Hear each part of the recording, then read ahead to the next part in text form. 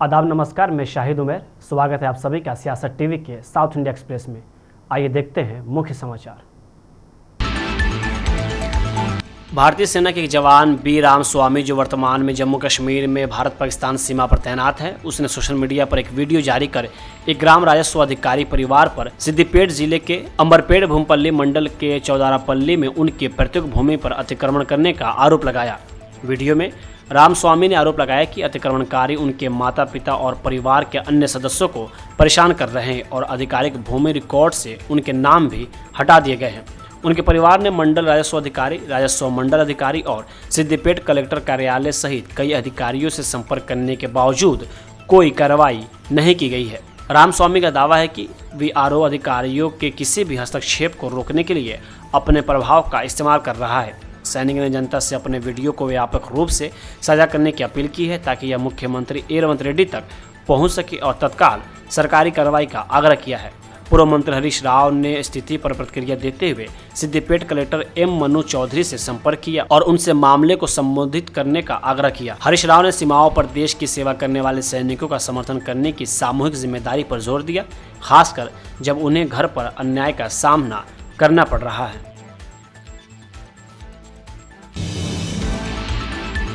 तेलंगाना के नागरिक आपूर्ति मंत्री उत्तम कुमार रेड्डी ने सभी जिला कलेक्टरों को राशन कार्डों के भौतिक सत्यापन को सर्वोच्च प्राथमिकता देने और प्रक्रिया को निर्धारित समय सीमा के भीतर पूरा करने का निर्देश दिया है।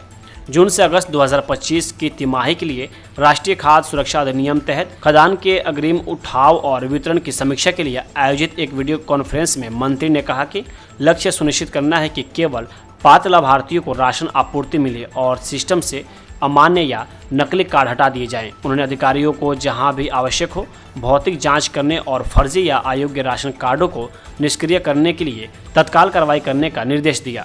हालांकि उन्होंने आश्वासन दिया है कि किसी भी वास्तविक लाभार्थी को बाहर नहीं किया जाएगा और प्रक्रिया पारदर्शी और निष्पक्ष होगी।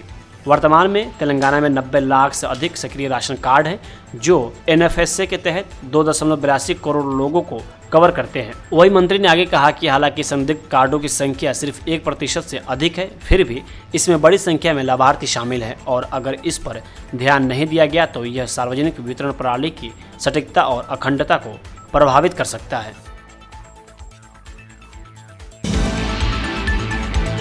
बीजेपी के राष्ट्रीय प्रवक्ता सीआर केशवन ने आज कर्नाटक कांग्रेस विधायक मंजुनाथ की ऑपरेशन सिंदूर की प्राथमिकता पर सवाल उठाने वाली उनकी कथित टिप्पणी की आलोचना की और इसे भारतीय सशस्त्र बलों को बदनाम करने और निंदनीय हमला करने का प्रयास बताया। सीआर केशवन ने कहा कि कांग्रेस नेताओं के कई बयान उनकी सशस्त्र सेना विरोधी मानसिकता को दर्शाते हैं।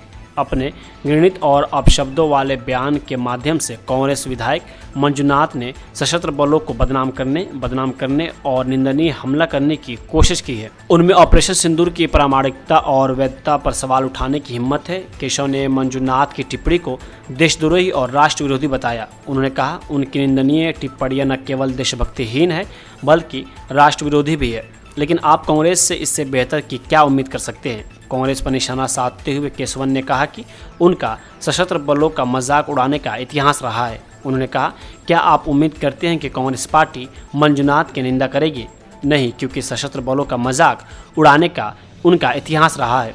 कांग्रेस पार्टी देश और हमारे सशस्त्र बलों के साथ खड़ी होने में कैसे विफल रही है, इससे कभी नहीं भुलाया जाएगा और न ही माफ़ किया जाएगा।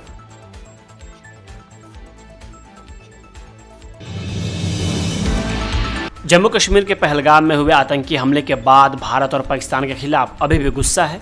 एमआईएम चीफ असदुद्दीन ओवैसी ने भी पाकिस्तान को अड़े हाथों लेते हुए तीखा हमला बोला।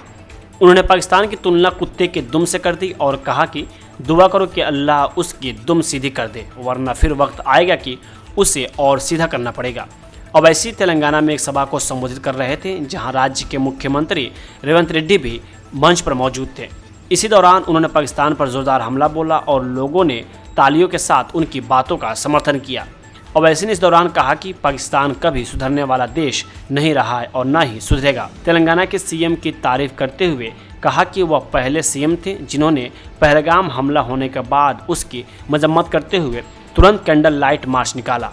उन्होंने आगे कहा कि अल्लाह से दुआ करो कि वो हज पर जा रहे हैं कि उनकी दुम को सीधा करें, नहीं तो फिर से उनकी दुम को सीधा करना होगा। पाकिस्तान के रहीम यार खान एयरबेस पर भारत के हमले को लेकर अवैसी ने एक और बयान दिया, जिसमें उन्होंने पाकिस्तान के प्रधानमंत्री शहबाज शरीफ और सेना प्रमुख जनरल असीम मुनीर पर निशाना साधते हुए पूछा कि क्या अब वे अपने पट्टे पर लिए गए चीनी विमान रहीम यार खान एयरबेस पर उतार भी पाएंगे।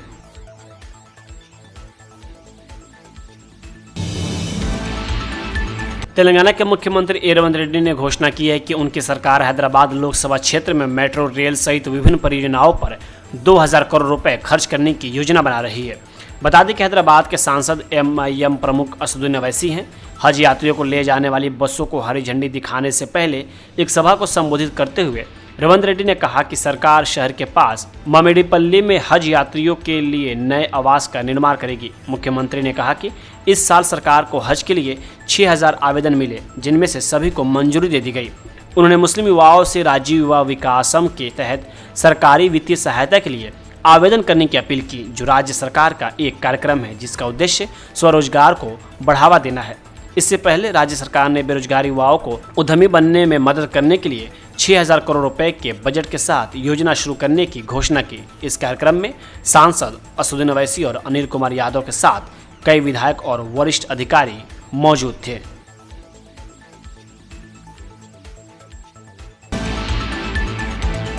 भारत सरकार पहलगाम की घटना पर दुनिया को जानकारी देने के लिए सांसदों के 8 समूह भेज रही है। हर समूह में अलग अलग पार्टियों के कम से कम 5 सांसद होंगे। उनके साथ एक सीनियर राजनीतिक भी होगा।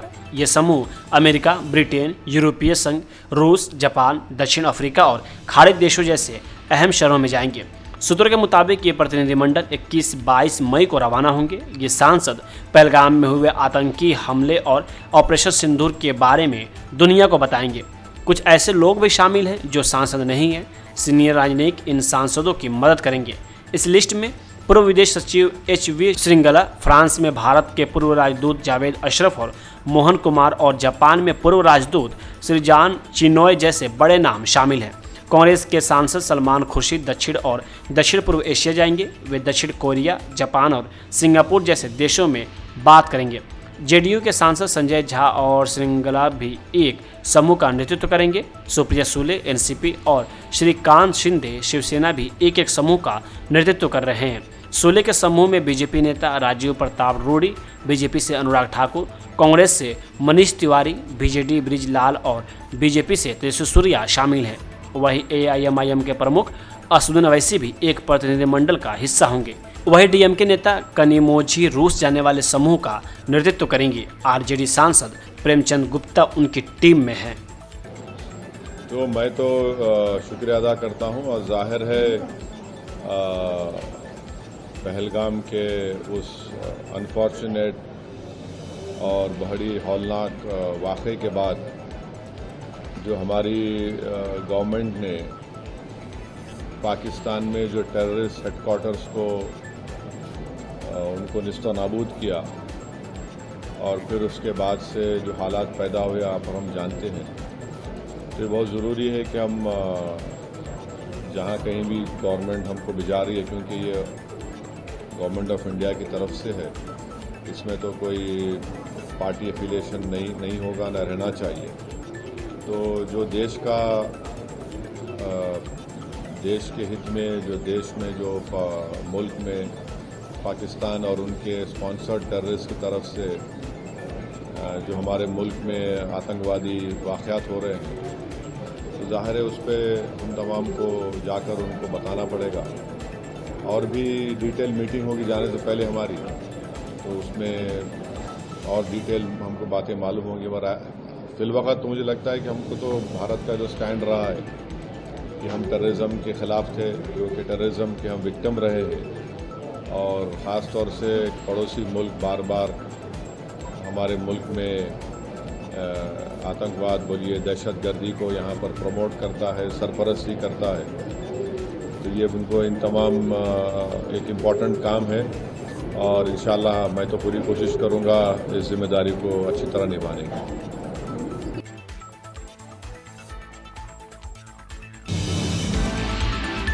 कर्नाटक के उप मुख्यमंत्री डीके शिवकुमार ने कहा कि ग्रेटर बेंगलुरु चुनाव की तैयारी अगले 4 महीनों में की जाएगी। पहले आरक्षण और क्षेत्रवार डिवीजन बनाए जाएंगे। चुनाव में देरी करने का कोई मतलब नहीं है।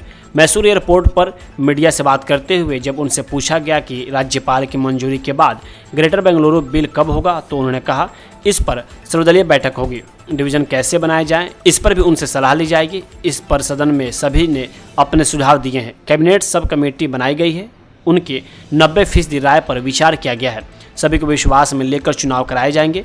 नए क्षेत्रों को जोड़ने में देरी होगी। अभी जो चल रहा है वैसे ही चलता रहेगा। वही विपक्ष के नेता आर अशोक द्वारा कार्टर बेंगलुरु नाम का मजाक उड़ाने के बारे में पूछे जाने पर उन्होंने कहा कि इस विधेयक का विरोध तब किया जाना चाहिए था जब इसे पहली बार पेश किया गया था। वे इसे सदन में लागू करने के लिए क्यों सहमत हुए? वे कार्टर बेंगलुरु, फूल बेंगलुरु आदि कह सकते थे, लेकिन उन्होंने सदन में सुझाव क्यों दिए? अगर विपक्ष इतना नहीं बोलता है तो उसका सम्मान कम है। हम बेंगलुरु के एक हिस्से को जो सम्मान दिया जाता है वो देंगे। शिव कुमार अपना पूरा काम करेंगे।